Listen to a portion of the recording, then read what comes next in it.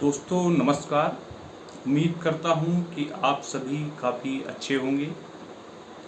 इस वीडियो में हम चर्चा करेंगे मुख्तार अंसारी की मृत्यु के बाद क्या राजनीतिक समीकरण गाजीपुर लोकसभा सीट के लिए बन रहे हैं और कौन सी पार्टी का पलड़ा भारी है जीतने के लिए, कौन सा कैंडिडेट इस बार बाजी मारेगा इस गाजीपुर लोकसभा सीट से। जैसा कि आप जानते हैं कि इस समय मौजूदा सांसद मुख्तार अंसारी के भाई अफजाल अंसारी बहुजन समाजवादी पार्टी से सांसद हैं और उनके मुख्तार अंसारी के मृत्यु के बाद क्या समीकरण बन रहे हैं। ना ही तो अभी तक भारतीय जनता पार्टी ने अपने कैंडिडेट घोषित किया है और ना ही तो समाजवादी पार्टी ने अपने कैंडिडेट घोषित किया है और ना ही तो बहुजन समाजवादी पार्टी ने अपने कैंडिडेट घोषित किया है। क्या मायने निकाले जा सकते हैं? थोड़ा सा हम अपने आप को थोड़ा सा पीछे लेके जाते हैं कि क्या हुआ था 2014 के इलेक्शन में। 2014 का इलेक्शन जो था उसमें इस समय जो जम्मू कश्मीर के उपराज्यपाल मनोज सिन्हा जी हैं, जो पहले रेल मंत्री भी रह चुके हैं, उन्होंने उस इलेक्शन में जीत हासिल किया था। और आपको पता होना चाहिए उनके जीत का सबसे बड़ा कारण क्या था कि त्रिकोणीय समीकरण बन गया था। त्रिकोणीय समीकरण मतलब 31% लगभग वोट मनोज सिन्हा को मिला था और समाजवादी पार्टी का जो कैंडिडेट था उसको 28% वोट मिला था, मतलब 3% कम, और बहुजन समाजवादी पार्टी को 24%। बाकी के कांग्रेस के कैंडिडेट वही 2-4-5% के लमसम।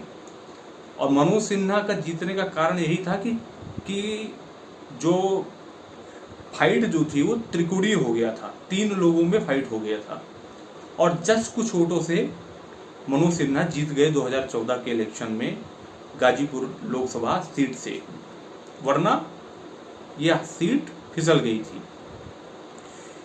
अब अपनी गलती को सुधारते हुए 2019 में बहुजन समाजवादी पार्टी और समाजवादी पार्टी ने गठबंधन किया और common candidate Bahujan Samajwadi party Mukhtar Ansari के बड़े भाई अफजाल अंसारी को खड़ा किया।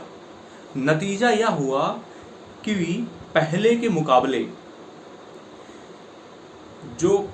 मुकाबले मनोज सिन्हा को ज़्यादा वोट मिला, लेकिन 1,25,000 वोट से लगभग मनोज सिन्हा वह इलेक्शन हार गए और अफजाल अंसारी इलेक्शन जीत गए। उनको 5,46,000 वोट मिला, लगभग 4,12,000 तक शायद यह वोट मिला मनोज सिन्हा को मिला। कारण क्या रहा कि कॉमन कैंडिडेट खड़ा किया और वह जो पीडीएम का कंसेप्ट था, पिछड़ा, दलित और मुस्लिम वोट, क्या कंबाइंड हो गया और आसानी से इलेक्शन जीत गए। दूसरे सुहलदेव समाज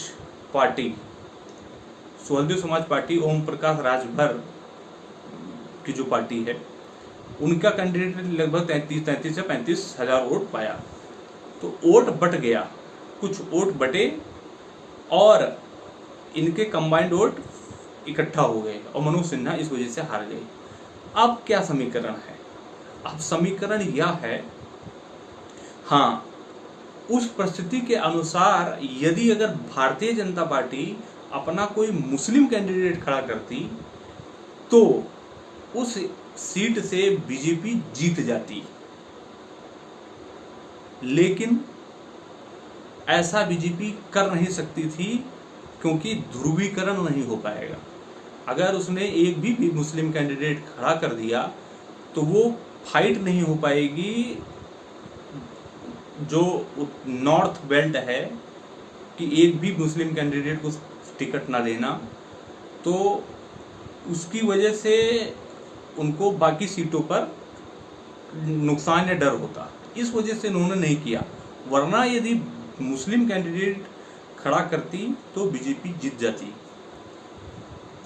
इससे ज़्यादा बेटर चांस होता कि कोई यादव कैंडिडेट अगर खड़ा करती बीजेपी तो बेहतर रिस्पांस मिलता।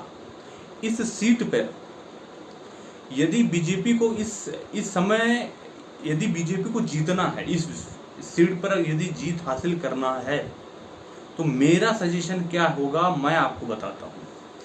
देखो, सबसे इम्पोर्टेंट बात यह है कि अभी तक कैंडिडेट इस वजह से बीजेपी ने डिक्लेयर नहीं किया है कि बीजेपी जानना चाहती है कि बहुजन समाजवादी पार्टी का कौन सा कैंडिडेट होगा और समाजवादी पार्टी का कौन सा कैंडिडेट होगा।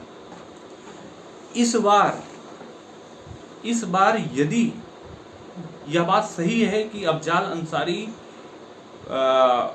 को बूम हो सकता है, उनको वोट मिल सकता है, वहां पर लगभग 10% मुस्लिम वोट हैं, लेकिन जो अंसारी परिवार है इसका समाज पर पकड़ अच्छा खासा है, इस पे कोई किसी बात की शंका नहीं है।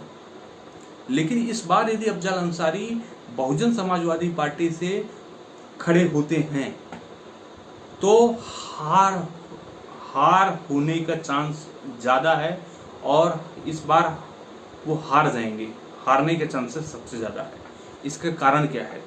देखो, इसका सबसे बड़ा कारण है दोस्त कि इस बार बहुजन समाजवादी पार्टी और समाजवादी पार्टी के बीच में कोलिशन नहीं है।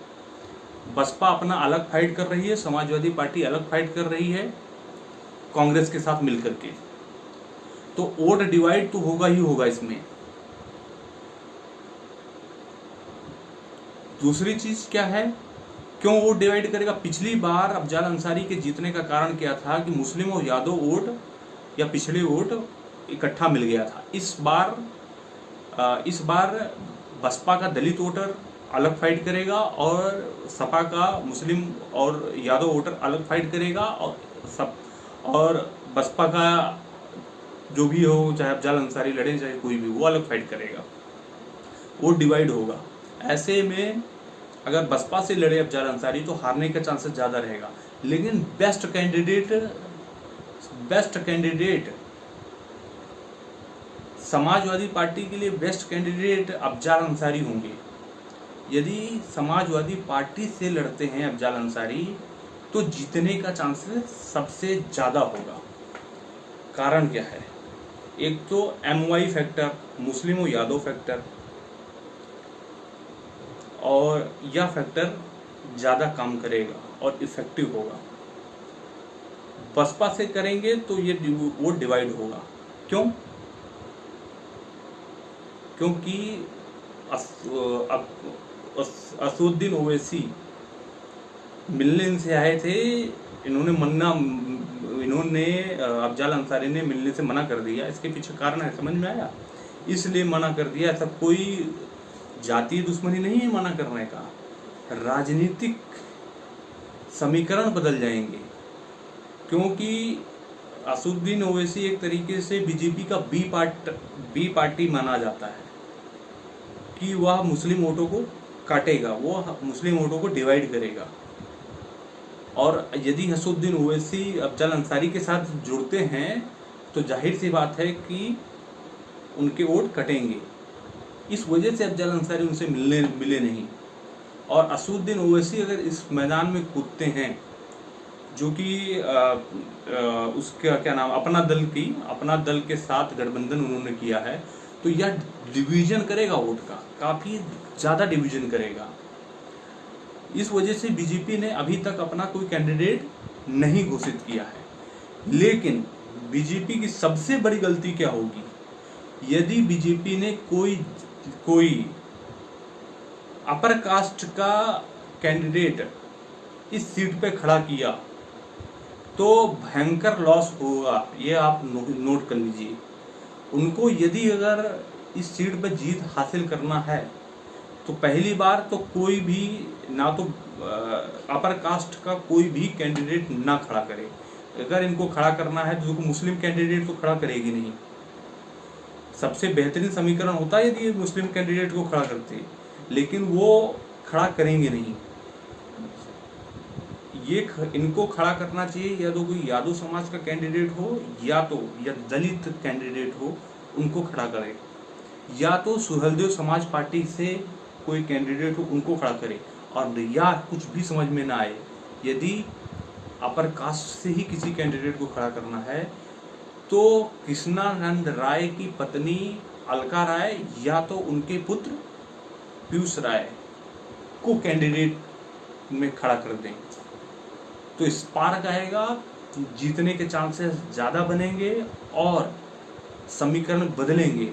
नहीं तो यह सीट पिछली बार के जैसे ही इस बार जीतने के समीकरण बीजेपी के साथ बन रहे हैं, फिर भी हार जाएगी।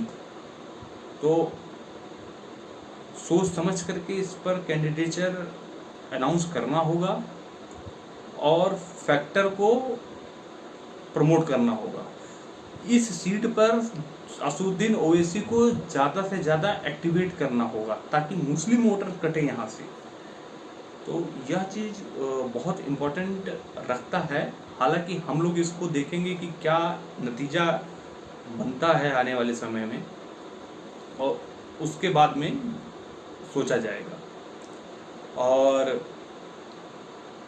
बाकी आप जानते हो, एक दुष्ट अपराधी और एक शैतान का अंत हुआ।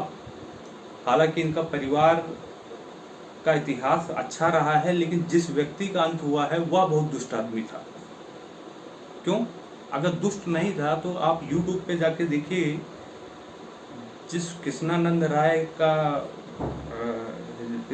राय की हत्या हुई है और विधायक की हत्या हुई है, साथ में 7 लोगों की हत्या हुई है, 500 राउंड गोली चलवाया था इस मुख्तार अंसारी ने, और भी कितनी हत्याएं इस दुष्ट ने किया होगा जिसका कोई काउंट नहीं है, और फिर भी कुछ लोग सिंपैथी कर रहे हैं।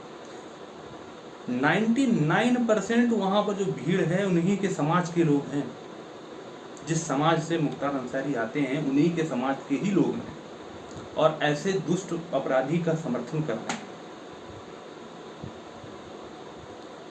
यदि आपके अंदर थोड़ी भी इंसानियत है तो ज़रा आप पूछिए कृष्णानंद राय के परिवार वालों से, जिसने क्या बिगाड़ा था, आपने उसका परिवार को नाश कर दिया, उनकी हत्या कर दी।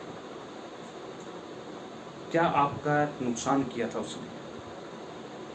सिर्फ यही था कि आपको कंपटीशन दे रहा था, आपकी सत्ता पर एकाधिकार जो आप समझ रहे थे उसको चुनौती दे रहा था, और आपने इसी वजह से आपने उसका अंत कर दिया। और फिर आप कह रहे हो कि मसीहा हैं।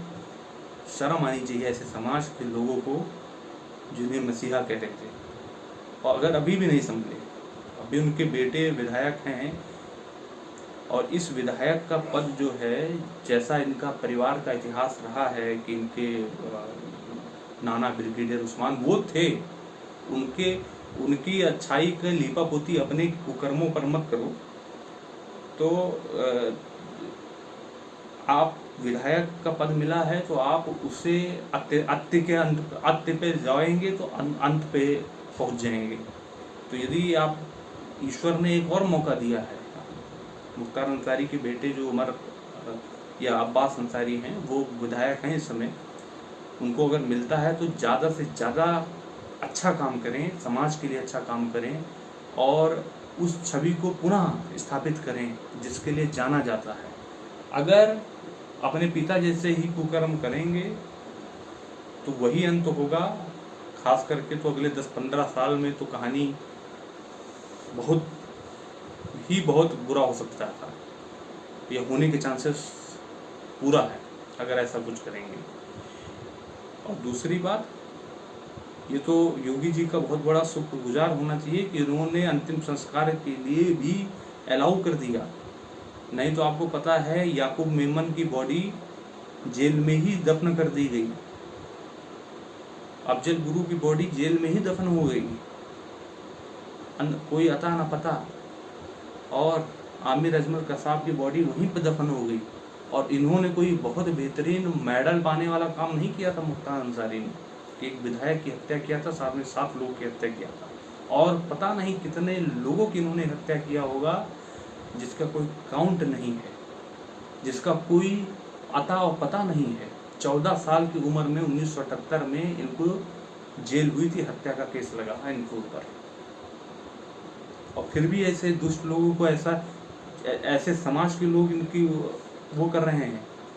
99% वहाँ जो आप उन टोपियों से अंदाज़ा लगा लीजिए, मुख्तार अंसारी के जनाजे में 99% लोग मुस्लिम समाज के लोग हैं, उनको समर्थन करने वाले। और कैसे व्यक्ति का समर्थन कर रहे हैं? जो दुष्ट है, पापी है, जिसके कुकर्म कितने गंदे हैं। अगर एपीजे अब्दुल कलाम जैसे लोगों का समर्थन करें तब तो समझ में आता है। बहुत बहुत धन्यवाद। उम्मीद अगर आपको हमारी इस बातों से आपको सच्चाई लगती है, जो मैंने पॉइंट रखे हैं और जो तथ्य रखे हैं उस पर दम लगता है, तो सब्सक्राइब भी करिए आप। हालांकि हम यह सोच करके वीडियो बनाते हैं कि हमारा यूट्यूब वाले बंद कर देंगे चैनल।